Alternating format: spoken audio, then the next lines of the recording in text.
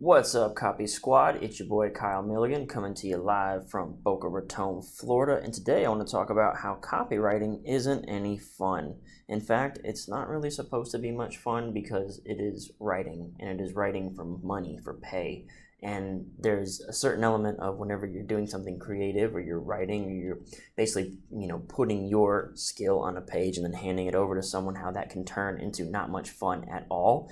And the process of creating it in the first place, especially if you're invested and you want to do a good job, isn't much fun either. And I had this idea, this inspiration to kind of talk about this today because, well, I'm going through probably my fourth read through of The War of Art. I was going through it again for the fourth time. And this has a lot to do with kind of like the journey that I've been on over like the past month that I talked about yesterday, where I'm kind of going, sort of swinging back and forth on a pendulum between like going completely like automated where I am hands off, and then going like back to my roots of like, okay, get down, dirty, do all the work, and et cetera, et cetera. But I heard something in this book that I want to share with you now. I'll share a quick personal story about how copywriting isn't fun, but that's okay. And then I have another resource that I'd like to point you to. I've talked about before. So I have a little, I've saved a spot on the book that I want to play for you right now, just a little clip. And it's basically about this idea that you have to be willing to embrace misery. Like, not only is it not fun, but like I said, it's kind of like the good news. What you have to do is kind of get like a perverse reaction to it where you actually embrace that misery. Well, inside The War of Art, Stephen Pressfield recalls like being in the Marines and how the Marines doesn't really teach everybody to be like a cold-blooded killer, but it does teach you how to be miserable. So here's a little clip. The artist or entrepreneur committing himself to his calling has volunteered for hell, whether he knows it or not. He will be dining for the duration on a diet of isolation, rejection, self-doubt, despair, ridicule, contempt, and humiliation. The artist or entrepreneur must be like that Marine. He has to know how to be miserable. He has to love being miserable. He has to take pride in being more miserable than any soldier or swabby or jet jockey. Because this is war, baby, and war is hell.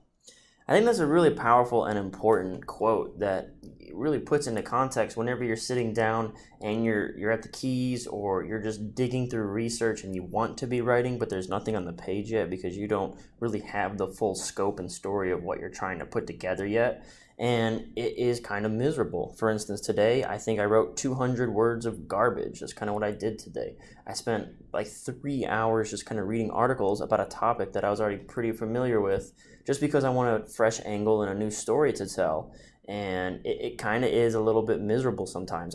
I sent some emails and some text messages to folks who I would hope would bounce ideas with me, who just, I guess, are too busy today. And then I'm sitting there kind of griping about it, like, I can't get anyone to bounce ideas with me, and I don't know what I'm going to write about, and I have to do all this research. And it is kind of like this misery. But you have to kind of flip that on its head and sort of be like, yes, this is what it's all about, right? I mean, if it wasn't so annoying to do, then everybody would do it, right? Everybody would be rich. Everybody else, I wouldn't have a job, right? Everyone else would just pony up all that work, and I wouldn't be able to do what I do. So there is a little bit like kind of reveling in like, yeah, this is the shit you've got to go through, and kind of like getting like a little bit of weird perverse pride on that gets you kind of like joking about it. Like I said, I wrote like 200 words of garbage today, right? And like he says in the book, and The War of Art, you're basically subjecting yourself to constant criticism, ridicule, and humiliation. So my story I was going to share with you,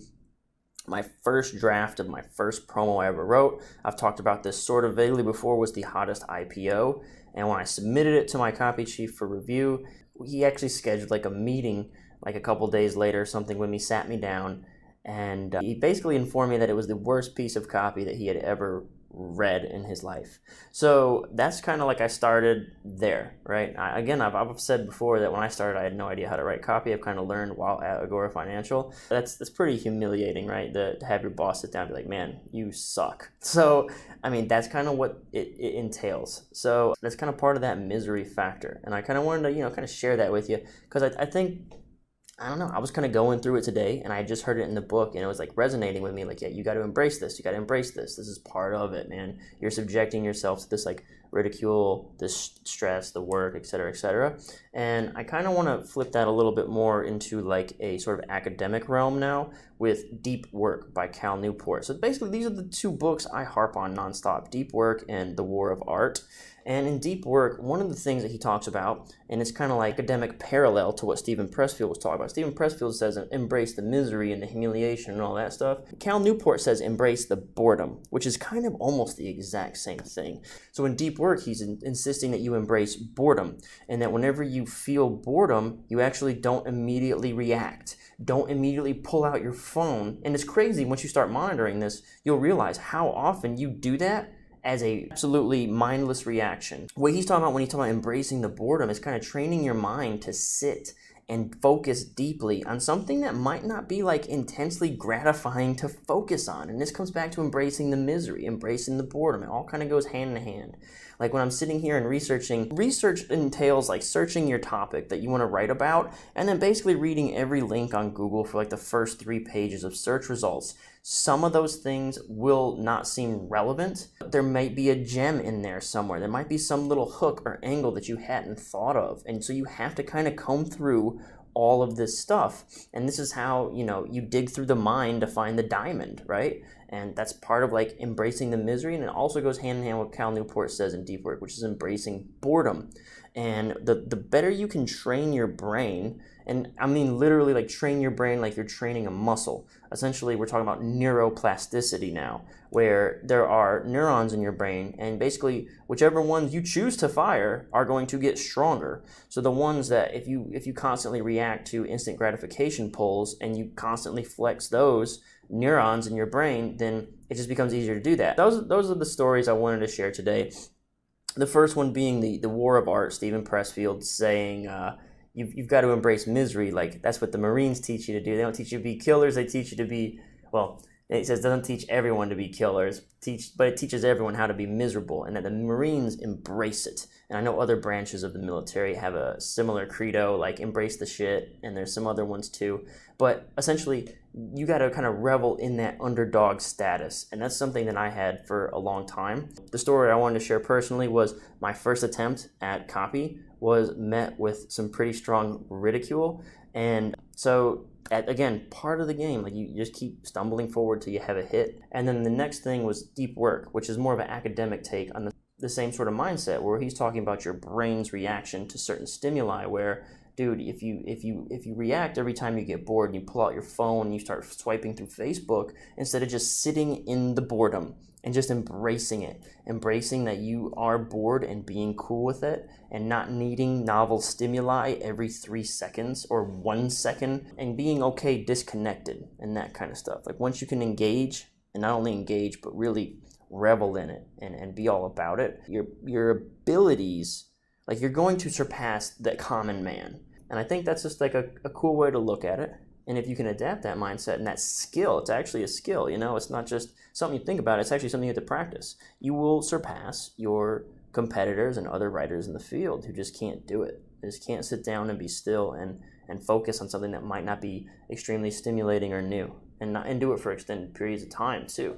So I do have a little bit of advice too. Now, one thing that could help you with this is it's always good to have someone in your corner or a community who understands what you're going through, and that's what we offer over here at the Copy Squad Inner Circle. That's my membership group where I review copy with members. You can submit your copy or copy questions to the group, and I do bi-weekly sales letter breakdowns where I'll be reviewing 7-figure sales letters, things that have made millions of dollars, and dissecting them for what's working and what's not working. Kind of trying to find the cool angles and hooks and things that are unique to these promotions that you don't see everywhere, right? So that's my pitch. That's all I had for today. Thanks so much for tuning in. Peace out, Copy Squad.